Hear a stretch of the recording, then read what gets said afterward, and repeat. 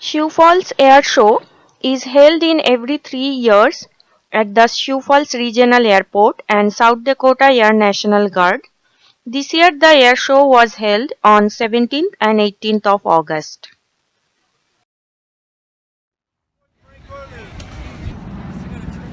The highlight of the show this year was the aerobatic formation by the Thunderbirds, which were at the Sioux Falls Airshow for the first time in more than a decade. So do watch until the end to have a glimpse of the spectacular formations by the Thunderbirds.